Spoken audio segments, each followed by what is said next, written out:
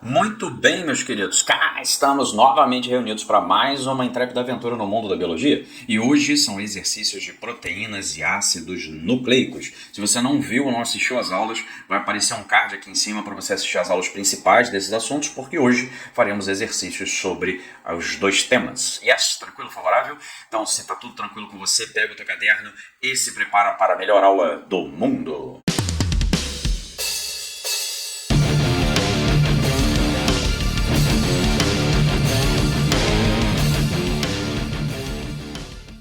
Muito bem, então vamos nós? Eu vou fazer aparecer aí na tua tela a nossa listinha de exercícios. Qualquer dúvida que você tenha em relação a qualquer uma das questões, coloca nos comentários. Pô, professor, não entendi a questão tal. Pô, professor, não entendi a explicação tal.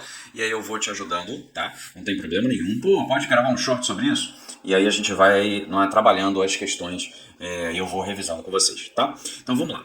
Eu coloquei primeiro duas questões próximas, não é só para você ter uma noção. Enem na 2022, Enem PPL 2022 e uma questão da UERJ de 2020. Vocês sabem que eu estou aqui no Rio de Janeiro, sou professor no Rio de Janeiro, mas se você quiser qualquer tipo de prova do Brasil, me fala. Eu quero que você faça UEL, UEM, ou então FAMERP, FAMEMA, FUVEST. Eu vou colocar algumas questões em alguns momentos, Unicamp também, assim sucessivamente, tá? E aí eu coloquei as duas questões porque você vai perceber que no vestibular nada se cria, tudo se copia, né? Como assim nada se cria, tudo se copia, Cissão? Enem 2022 PPL e, se você olhar para baixo, o UERJ 2020. As duas questões falam exatamente do mesmo assunto. Então, o vestibular é interessante, é legal, é uma boa tática você fazer a prova da FUVEST para você treinar para a Unicamp. Fazer a prova da FAMEMA e FAMERP para você treinar para uma outra prova que você queira. Mas as provas têm características diferentes. Tem. Mas você tem que lembrar que conteúdo é conteúdo. O que a gente faz é colocar uma roupa diferente nesse conteúdo em cada prova. Então, se você entende o conteúdo, a gente vai falar sobre glúten nessas duas primeiras questões. Se você entender o que é a parte de alergia ao glúten, você vai resolver qualquer questão, tanto a de 2022 do PPL quanto a de 2020 da UERJ, tá? Então vamos lá, vou ler as duas questões. Dores abdominais, vômito e diarreia são sintomas de doença celíaca. A doença, uma síndrome autoimune hereditária que provoca inflamação no tecido intestinal após a ingestão de glúten. O glúten é uma proteína, então você vê até que aqui ele já diz que é uma proteína, você vai ver que na de baixo é justamente essa pergunta, presente em vegetais como trigo, cevada e os centeios farináceos, né? Uma pessoa com esses sintomas que ingeriu arroz, bife, creme de leite, salada de alface, tomate, lasanha e ovo cozido, após exames laboratoriais, foi diagnosticada como portadora dessa doença, o que gerou um encaminhamento médico necessário. Qual dos alimentos ingeridos pela pessoa o médico precisa eliminar da dieta? Então segura a onda aí, vamos ler a questão de 2020 da UERJ antes de respondermos as duas e vamos fazer uma revisão e vamos dar uma lembrada no negócio. UERJ 2020. Algumas embalagens de alimentos apresentam no rótulo a informação contém glúten, obrigatória por resolução da Agência Nacional de Vigilância Sanitária, Anvisa. O glúten apresenta em sua composição uma molécula que não deve ser consumida por portadores da doença celíaca. Opa, apareceu aqui um negocinho, pronto, tirei. Essa molécula de glúten inadequada aos celíacos é classificada como... Então você percebe que são duas questões muito próximas e que ambas falam sobre o glúten. Então se por um acaso, tá, você está fazendo revisão para a prova de 2022, tá, e você pega a prova da UERJ de 2020, você teria chance de fazer uma revisão de um conteúdo que ia cair na sua prova, fazendo uma outra prova. O NPPL é para pessoas privadas de liberdade, mas ele pode cair num NPPL regular, por exemplo, tá? E se você estiver assistindo essa aula e for uma pessoa que estiver privada de liberdade, você também já tem essa dica, tá? Tranquilo? Favorável? Maravilha, maravilha. Eu vou apagar isso aqui. E aí eu vou dar uma escrevinhada com vocês aqui embaixo para a gente dar uma lembrada num negócio. A gente está tratando aqui de alergia ao glúten, tá? Ou seja, estamos tratando de uma alergia. Quando a gente fala de um processo alergênico, o processo alergênico ao glúten, ele é diferente, por exemplo, de uma intolerância à lactose. Porque quando você tem um processo alergênico, você tem a ativação do sistema imunológico. Ou seja, você tem a produção de anticorpos que vão agir contra uma determinada molécula, contra um determinado antígeno. Então, a ativação do sistema imune. Isso quer dizer que é um quadro mais grave do que se a gente tivesse apenas se existisse, uma intolerância ao glúten. A intolerância à lactose não é uma reação autoimune, não é uma reação imunológica, não é nem autoimune, é uma reação imunológica contra o leite, contra a lactose. Na verdade, é a ausência a ausência da presença é ótimo. A ausência da enzima, que é a lactase, que faz a digestão da lactose, tá? Aí a lactose sobra, é fermentada e gera todos aqueles efeitos da intolerância à lactose. Depois a gente pode falar sobre isso. No caso, quando você tem uma reação do sistema imunológico, como eu falei para você, ocorre a produção de anticorpos. Então isso quer dizer que está se iniciando um processo inflamatório na parede do seu intestino. Um processo inflamatório com todas as consequências do processo inflamatório. Febre, mal-estar, além das dores abdominais, ou seja, é um processo mais imunologicamente grave, digamos assim, tá? E aí, consequentemente, uma vez tendo alergia ao glúten, a pessoa alérgica ao glúten, a pessoa portadora da doença celíaca, deixa eu ver se... ele fala aqui, ó, a pessoa portadora da doença celíaca, ela não pode fazer ingestão e não pode ter ingestão de glúten, ela tem que procurar alimentos que são gluten-free, tá? Ou seja, sem o glúten. Tranquilo? Se você não fala inglês, translate for you. Isso quer dizer que, na primeira, nós temos que jogar fora alimentos que sejam derivados de farináceos, que você use um farináceo para produzir, sei lá, o arroz, a lasanha, o ovo. E aí, se a gente parar para olhar, quem a gente usa farinha na produção? A gente usa farinha na produção da massa da lasanha. E aí a gente não pode comer a lasanha, não é por causa do recheio da lasanha não. Podia ter no recheio da lasanha um queijinho, podia ter uma carninha moída, mas o problema não é o recheio da lasanha, o problema é a própria lasanha, a massa da lasanha. E aí a pessoa teria que comer, sei lá, eu acho que uma vez eu já comi uma lasanha que a massa na verdade é berinjela, eu acho. E aí no meio tem uma carne moída maneirinha e tal, bem temperadinho, gostosinho, fica legal. Se você por um acaso depois quiser, eu posso fazer um vídeo de receitas do Sisson. E no caso da UERJ 2020, você percebe que em nenhum momento no enunciado ele diz o que é o glúten. A UERJ tem bastante essa característica, tá? Ela pergunta a qualidade química, ou seja, o que é uma substância XPTZ. Então ela pode, por exemplo, perguntar o que é o glúten, que no nosso caso é uma proteína, tá? Então proteínas são antígenos que geram respostas imunológicas. Agora um carboidrato como a lactose não vai gerar uma resposta imunológica. Yes? Tudo bem com a primeira questão, primeira e segunda? Então vamos para mais uma questão, discutir um outro dado e um outro tipo de assunto. Na verdade aqui eu vou discutir com vocês interpretação gráfica. Cara, I don't know why, eu não sei porquê. As questões com gráficos são muito mais erradas do que as outras questões. Nas provas em geral, tá? Já tive dados de alunos no vestibular real e as questões com gráficos têm um volume de acertos menor. Eu sinceramente acho, e eu vou tentar te ensinar ao longo do ano, que questões com gráficos e tabelas tendem a ser mais fáceis, porque a resposta da questão está no próprio gráfico, né? Está na própria tabela. Então, como está no próprio gráfico e na própria tabela, é só saber interpretar um gráfico. Vamos ler. Enem PPL 2017, sabemos que as enzimas podem ter sua atividade regulada por diferentes condições de temperatura e pH, isso a gente sabe, temperatura ótima, pH ótimo, foi realizado um experimento para testar as condições ótimas para a atividade de uma determinada enzima. Os resultados estão apresentados no gráfico, então tem um gráfico aqui para a gente interpretar. Em relação ao funcionamento da enzima, os resultados obtidos indicam que O ou A, aí ele começa a falar, o aumento do pH faz isso, a temperatura ótima é aquela. Vamos interpretar o gráfico antes da gente ler as alternativas? O que o gráfico está dizendo para a gente? É um gráfico em que no eixo X aparece variação de temperatura e pH, e no eixo Y aparece a atividade da enzima. Você vai perceber que a gente tem dois lados aqui, né? Ou seja, a gente pode dividir aqui no meio, a gente tem duas situações experimentais.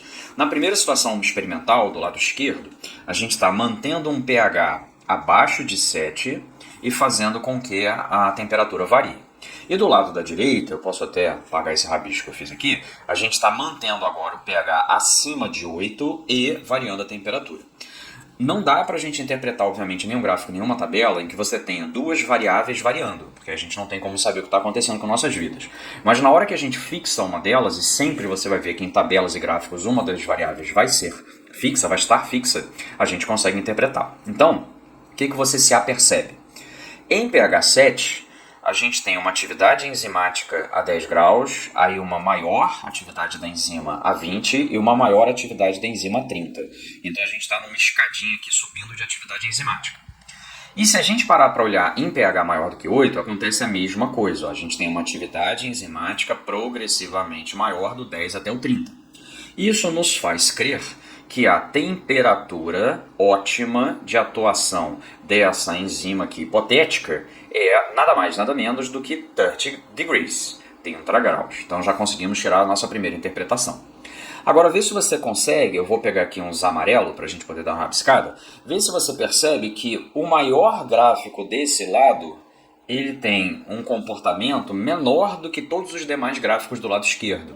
Ou seja, a maior ação enzimática em pH 8 é menor do que a menor atuação em pH 7. Isso quer dizer que o pH 7 é o nosso pH ótimo de atuação enzimática. Então a gente pode delimitar que o pH the best, então pH ótimo, o pH ótimo é igual a, não é igual na verdade, né? É menor, ó, não é under 7. Ou seja, é acidinho. Aí a gente vai ler as alternativas. Faz esse exercício, eu sei que a tentação é muito grande de você ler as alternativas, mas faz o exercício de você ler o gráfico primeiro, tentar interpretar e depois responder, tá? Então vamos lá. O aumento do pH leva a uma atividade maior da enzima.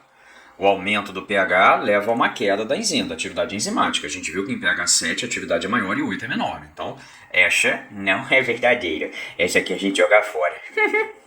Temperatura baixa, 10 degrees, é o principal inibidor da enzima.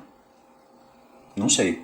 E se a gente parar para olhar, parece que o pH faz variar mais, né? A queda, quando você sai de pH 7 a 10 graus para pH 8 a 10 graus, é maior do que a queda quando você sai, por exemplo, de 20 graus para 10. Entendeu o que eu falei para tu? Ou seja, essa variação aqui, deixa eu dar uma apagadinha para você entender se você não sacou o que eu te falei. Deixa eu apagar isso aqui. Ó, se a gente fizer esse raciocínio aqui, eu vou diminuir o pH. Vou sair de pH 7 para pH 8 na mesma temperatura. A variação é essa aqui, ó. Tá? Viu a variação? Agora, eu vou mudar e vou variar de 20 graus para 10. Eu estou indo daqui para cá, tá vendo? Aqui nesse caso eu estou indo daqui para cá. Concorda que essa variação aqui é maior do que essa variação aqui, ó?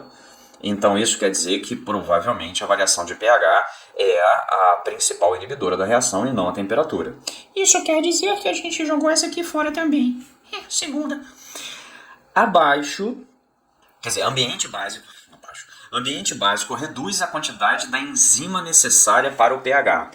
Cara, ambiente básico é pH maior do que 8. E em pH maior do que 8, a enzima trabalha pior. Se a enzima trabalha pior, a gente vai precisar de mais dela para fazer a reação acontecer, e não menos dela. Então isso quer dizer que a gente vai necessitar de maior quantidade da enzima. Essa aqui também dançou.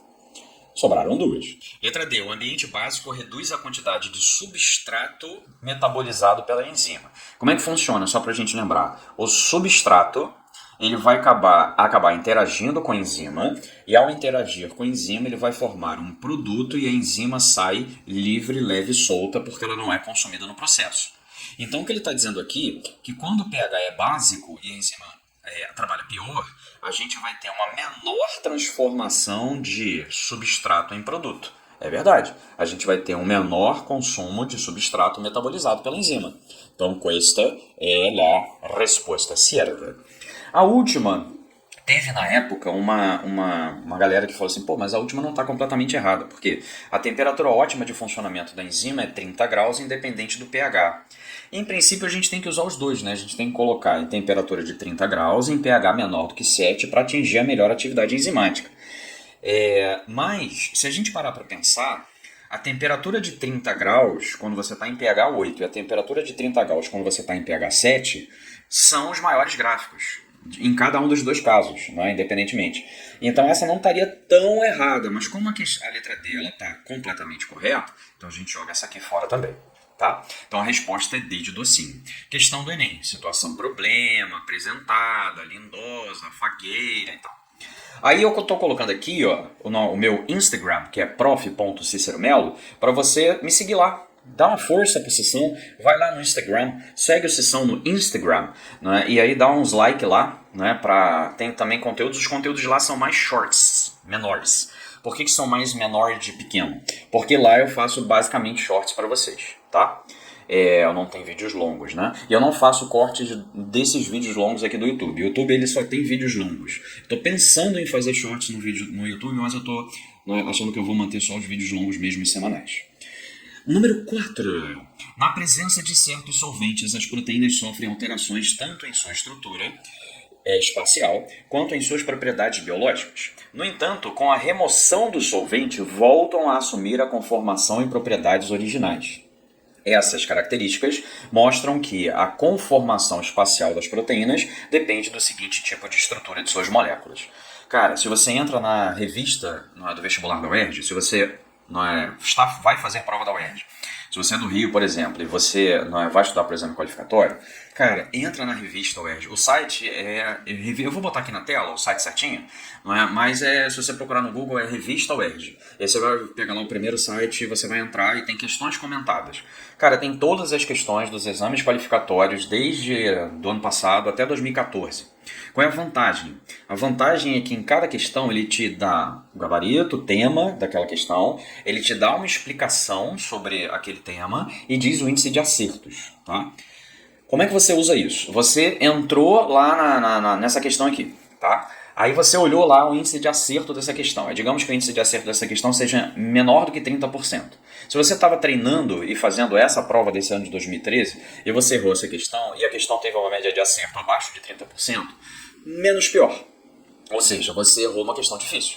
Agora, se você pegar a revista UERJ e tiver lá uma média de acerto de 70%, e você errou essa questão de 70%, aí você tem que dar mais atenção para essa matéria. E com isso você tem como balizar aquilo que você efetivamente tem que revisar ou não.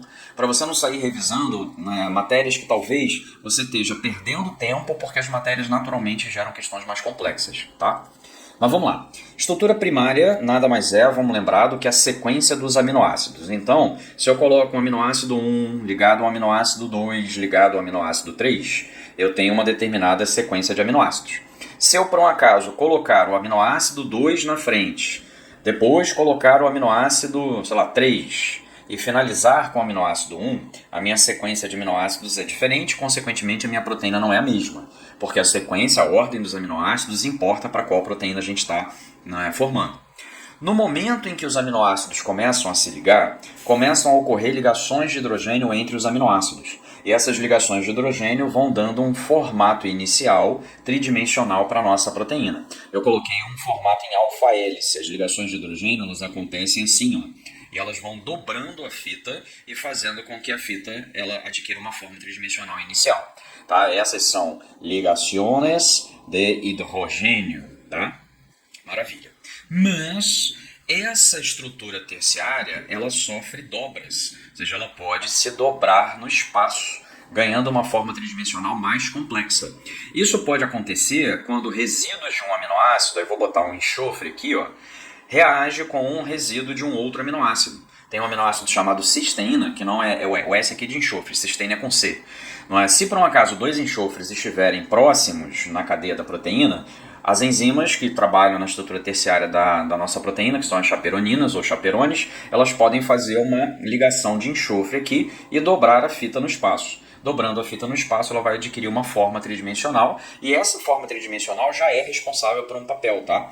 Não é necessário a gente chegar na estrutura quaternária. Estrutura quaternária eu não vou colocar nem no desenho, são várias estruturas terciárias ligadas entre si. A hemoglobina é assim, são 4 proteínas, na verdade, 4 polipeptídeos ligados uns aos outros. Grande parte das proteínas que a gente tem chegam apenas até a estrutura terciária. E aí você aplicou um agente desnaturante numa enzima, pode ser variação de temperatura ou pH, no caso aqui foi um solvente. Quais são as ligações quebradas no momento em que você aplica um agente desnaturante? São quebradas a estrutura terciária e a estrutura secundária. Porque as ligações da estrutura que formam a estrutura terciária, força de Van der Waals, ligação de...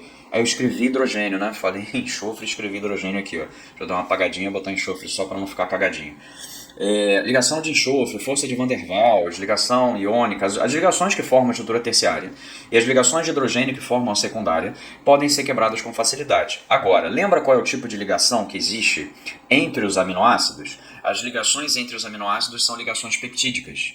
Ligações peptídicas só são quebradas com o auxílio de enzimas no processo digestório. Então é necessário uma hidrólise. Então, essas ligações não sendo quebradas, a gente não consegue separar os aminoácidos, tá? Tranquilo, favorável? Aí vamos ler o enunciado. Ele aplicou um solvente, então na presença de certos solventes, as proteínas sofrem alterações na estrutura espacial, ou seja, alterações na estrutura espacial desnaturam, e com isso perdem as propriedades. No entanto, quando você remove o solvente, tira fora o agente desnaturante, elas podem reassumir a estrutura original, voltar a ter a estrutura terciária que elas tinham antes. Ele está perguntando qual é a conformação espacial da proteína que faz isso ser possível. Cuidado! Numa desnaturação, nós quebramos a estrutura terciária, quebramos a secundária, mas não conseguimos quebrar a primária. Isso quer dizer que a manutenção da estrutura primária permite à proteína formar novamente a secundária e depois organizar novamente a terciária. Então, a estrutura que permite a renaturação de proteínas é a estrutura primária, tá? Maioria esmagadora dos alunos nesse ano marcaram estrutura terciária, porque quando a gente fala em desnaturação em sala de aula, a gente diz que a proteína ou a enzima perdem estrutura terciária e com isso a forma e a função. Porque é o padrãozão das questões. Mas aí a prova da UERJ resolveu inovar e colocou esse tipo de questão. Como colocou essa questão e aí, né, deu uma lascadinha de breve, tá? Tudo bem? Aí o que acabou acontecendo? A gente já está com 25 minutos de aula, você percebeu que aqui em cima está escrito ácidos nucleicos, mas nós fizemos na verdade questões de proteínas. Então eu vou ficar a dever nas questões de ácidos nucleicos, faço um outro vídeo com uma aula só de exercício sobre DNA e RNA, posso até juntar com síntese proteica, porque são assuntos afins, é o assunto dessa semana, síntese proteica, e aí a gente volta a fazer questões novamente. Tudo bem? Eu vou parar por aqui só porque senão o vídeo vai ficar longo demais. E eu sei que assiste vezes 2, se você consegue. 2, às vezes não dá, porque acaba ficando rápido demais e a gente não consegue prestar atenção. Até porque eu estou escrevendo, mas vezes 1,5, tá? Dá até para você assistir uns 25, para você dar uma acelerada nos vídeos se você conseguir. Se você preferir assistir na velocidade normal, é claro, será um prazer estar com você durante cerca de 25 minutos, tá? E aí a gente volta na próxima. O que eu vou pedir para você? Gostou do vídeo? Se você gostou do vídeo, o algoritmo do YouTube, ele entende, não é, que o vídeo é maneiro, para ele poder mostrar para mais pessoas. Se você curtir o vídeo, seguir o canal, comentar. Então, se você puder, não é, dar essa força para a sessão, faz isso, tá? Porque aí a gente acaba fazendo os vídeos do canal do Bioflix chegarem a mais alunos e, consequentemente, a gente ajuda mais pessoas a estudarem, tá? Te agradeço muito por ter estado comigo e brincado comigo durante este tempo. Foi um prazer inenarrável. Um beijo para o papai e para a mamãe, que ninguém mais sabe o que diabos é isso. E a gente se vê na próxima aula de conteúdo ou de exercícios. Beijos no coração.